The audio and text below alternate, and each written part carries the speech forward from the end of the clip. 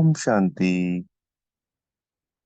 आज 5 मई 2024 के महावाक्यों के मनन चिंतन में बाप समान बनने का सहज पुरुषार्थ।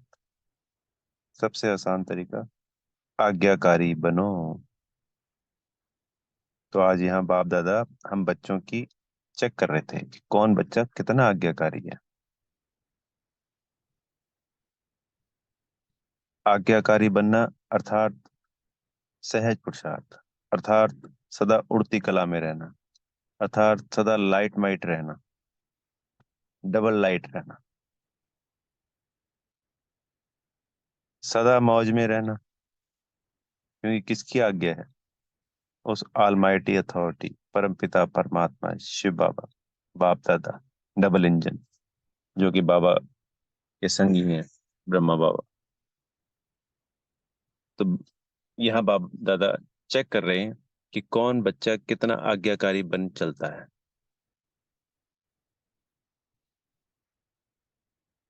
तो आज्ञा हमें तीनों रूप से मिली हुई, बाप के रूप से भी, शिक्षक के रूप से भी, और सदगुरु के रूप से भी। अगर कोई भी बच्चा तीनों प्रकार से आज्ञा का पालन करता है तो सदा ही सहज पुरुषार्थी, सदा ही उड़ती कला में, सदा ही मौज में। फिर नंबर वन बनने से कोई नहीं रोक सकता। जैसे हम बाबा को कहते हैं कि तन मन धन सब आपका है,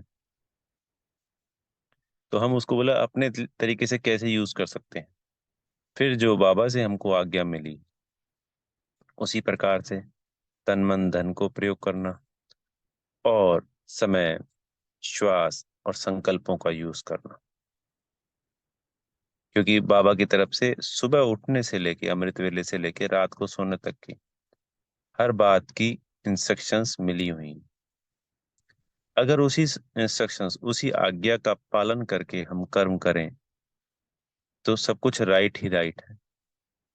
अगर हमें कुछ दिख रहा है कि हमने तो राइट किया बाबा की आज्ञा से, और कुछ उसका रिजल्ट रॉन्ग आया, या दिख रहा है कि ये तो राइट ऐसा नहीं लग रहा है, तब भी कोई बात नहीं।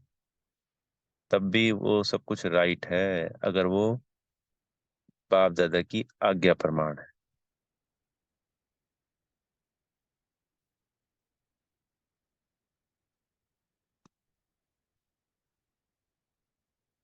तो जो परमात्मा आज्ञा है वो सदा श्रेष्ठ से श्रेष्ठ है, उससे ऊपर तो कुछ हो ही नहीं सकता।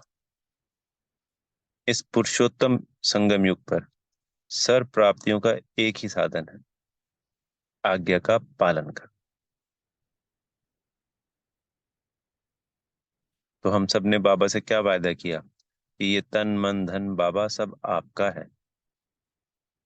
तो तन के द्वारा जो कर्म कर रहे हैं वो बाबा की आज्ञा के अनुसार हो, जो मन के संकल्प क्रिएट हो रहे हैं वो बाबा की आज्ञा के अनुसार सदा ही पॉजिटिव हो, कभी कभी नहीं, हमेशा ही 100% शक्तिशाली मन और 100% पॉजिटिव संकल्प, वो बाबा की आज्ञा है। धन का प्रयोग बाबा की श्रीमत के अनुसार करना, कैसा भी, बाबा को बताना, पोता मेल रखना। धन का भी इतना आया, इतना ऐसे ऐसे खर्च किया, ऐसे ऐसे उसका ये सदुपयोग किया।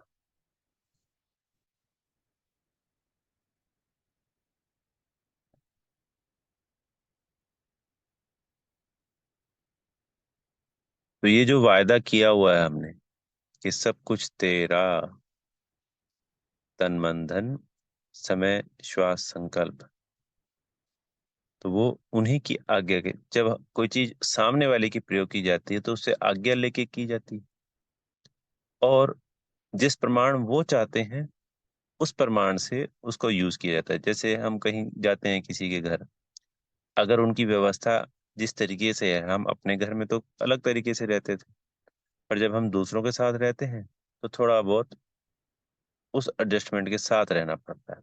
और एडजस्टमेंट नहीं, वो ये हर किसी का तरीका अपना अपना है, तो उस तरीके से रहना पड़ता है, ये कायदा है। तो ऐसे ही ये जो तन मन धन ये बाबा ने हमको यूज करने के लिए दिया है, तो बाबा के अनुसार ही तो प्रयोग करना है। हम अपने तरीके से कैसे उसका सदुपयोग कर सकते हैं? अगर हमने उसको अपने तरीके से यूज किया तो अपनी मनमत हो गई, फिर मेरा मेरा हो गया, फिर तेरा तेरा नहीं हुआ।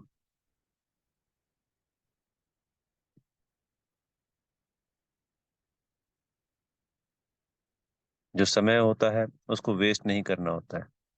इस पुरुषोत्तम संगम युग का ये एक इतना छोटा सा जन्म मिला है, एक एक क्षण कीमती। श्वास श्वास अंदर जाए तो बाबा, और श्वास बाहर जाए तो बाबा। भक्ति में भी कहते हैं कि अपने इष्ट देव देवी देवताओं को श्वासोश्वास याद करना है। तो यहाँ परमात्मा को श्वासोश्वास याद करना है दिल से, मेरा बाबा। संकल्प, सदा ही कोई भी कैसी आत्मा हो, कैसी परिस्थिति हो, 100% शुद्ध, शक्तिशाली और पॉजिटिव। इन तीन चीजों पे जिस बच्चे ने फोकस कर लिया बाबा की आज्ञा के अनुसार, उसने सर्व प्राप्तियां कर ली। शक्तियां, खजाने, वरदान, गुण, सत्युग की प्राप्तियां, पूरे कल्प की प्राप्तियां, सत्युग की नहीं।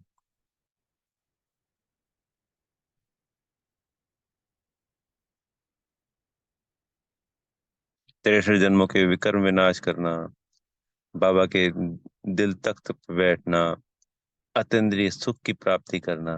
क्योंकि अतीन्द्रिय सुख तो पुरुषोत्तम संगम युग पे मिलना है, ना पहले मिलेगा ना बाद में मिलेगा, और सभी को नहीं मिलेगा। जो एक्यूरेट आज्ञाकारी होंगे वही सर्व प्राप्तियां होंगी। जैसे किसी पिता के, माता पिता के 4 बच्चे होते हैं, एक आज्ञाकारी होते हैं या 2 आज्ञाकारी होते हैं, और 2 नहीं सुनते हैं, तो माता पिता के दिल पे कौन चढ़ेगा? वो जो 2 आज्ञाकारी बच्चे हैं वही तो चढ़ेंगे ना। ऐसे ही ये तो परमात्मा स्वयं हमको उड़ती कला में ले जाने के लिए आया है, कौड़ी से हीरा बनाने, पतित से पावन बनाने के लिए आया है। तो जो बच्चा बाबा की आज्ञा को मानेगा वो फिर उड़ती कला में रहेगा कि नहीं रहेगा? अतीन्द्रिय सुख की प्राप्ति होगी कि नहीं होगी?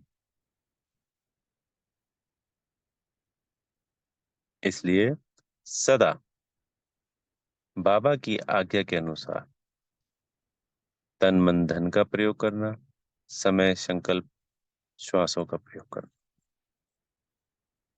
और सब कुछ जो तेरा है उनकी अमानत समझ कर प्रयोग करना। अगर अमानत समझ के प्रयोग करेंगे तो हर चीज उन्हीं की आज्ञा के अनुसार होगी। इसमें हम मुरली के द्वारा मदद ले सकते हैं। पुरानी अव्यक्त मुरलियां, साकार मुरलियों से हमें रोज इंस्ट्रक्शंस मिलती हैं। सेंटर पर बड़ी दीदियों से हम क्लियर कर सकते हैं कोई बात भी, कैसे धन का प्रयोग करना है या हमें पता नहीं है। बाकी समय का हमें पता है कि हमें वेस्ट नहीं करना होता है व्यर्थ कामों में, व्यर्थ बातों में, टीवी मोबाइल पर, कैसे भी किसी भी चीज से। बाबा को याद करना है, किसी भी कर्म को करते हुए कर्म योगी बने हुए हैं, बाबा को याद कर रहे हैं, तो एक तो शरीर से कर्म हो रहा है, दूसरा मन बुद्धि से बाबा की याद हो रही है, तो उसमें श्वास भी और समय भी और संकल्प तीनों ही पॉजिटिव हो गए, शक्तिशाली हो गए, और सदुपयोग हो गया। धन को वेस्ट नहीं करना है, सिर्फ जरूरत का जितना है शरीर निर्वाह उतना ही उसका सदुपयोग करना है। जितना हो सके दिल से यज्ञ में भी लगाना है, क्योंकि अगले एक इंश्योरेंस होती है इसी जन्म की, ये इंश्योरेंस है अगले पूरे कल्प की। बाबा तो 21 जन्मों की कहते हैं, पर अगर किसी ने इतना भरपूर अपने तरफ से लगाया दिल से, तो द्वापर और कलयुग में भी उसका एवजा मिलेगा ही मिलेगा।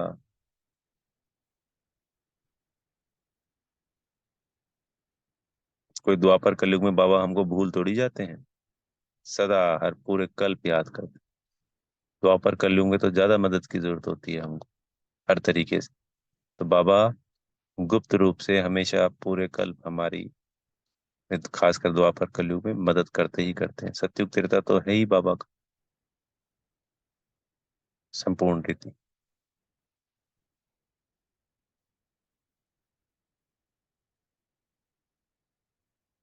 तो हमें अपना चेक करना है कि हम अपने समय, संकल्प, श्वास, तन मन धन बाबा की आज्ञा के अनुसार सदुपयोग कर रहे हैं। फिर एक जगह आया था कि किसी बच्चे ने उड़ीसा में उस वक्त कोई तूफान आया होगा, उसकी डिटेल लिखी। तो बाबा ने कहा कि वो तो ठीक है, पर सिर्फ उस चीज की डिटेल लिखना, समाचार सुनना या वही करना, ये तो कॉमन बात है। हम ब्राह्मणों के पास अद्भुत शक्तियां हैं, परमात्म शक्तियां हैं, हम मास्टर भगवान हैं, मास्टर दाता है। तो कपड़ों की व्यवस्था करना या उस जगह के लिए जो भी हो सकती व्यवस्थाएं करना, ये तो सरकार भी करती है और लाखों लोग करते हैं। पर सामना करने की शक्ति, सहन शक्ति, शांति की शक्ति, ये सब कहाँ से आएंगी? ये सब हम ब्राह्मणों के द्वारा आएंगी। तो मनसा शक्तियों के द्वारा दूसरी आत्माओं को शक्ति देना, ये करना ही करना है। मनसा शक्तियों से सर्व आत्माओं को भरपूर करना ही करना है। सिर्फ समाचार न्यूज़ देखकर उसके लिए अफसोस करना या कुछ करना नहीं। शुभ भावना, शुभ शुभ संकल्प सदा ही रहने ही रहने हैं। फिर बाबा ने आज वरदान में कहा कि रूह सदा रूहानी स्थिति में रहे, दूसरों को भी आत्मा देखने के लिए तुम देखने वाले रूहानी, रूहे गुलाब हो। रूहे गुलाब का मतलब होता है जिसमें सदा रूहानी खुशबू।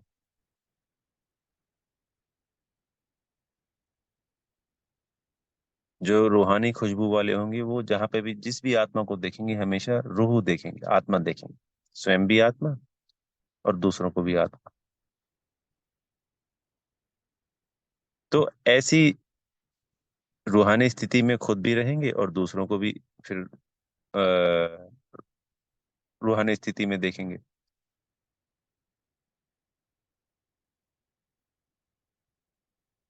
तो ये जो स्थिति है रूहानी स्थिति, ये स्वयं का कल्याण करने वाली भी है और सर्व आत्माओं का कल्याण करने वाली भी है।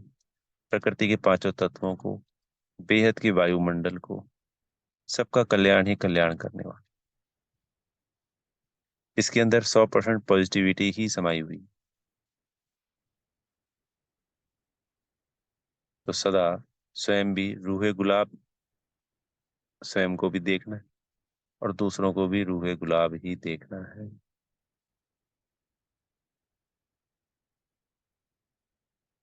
ओम शांति। बेहद का शुक्रिया प्यारे मीठे बाप दादाजी का, बेहद का शुक्रिया।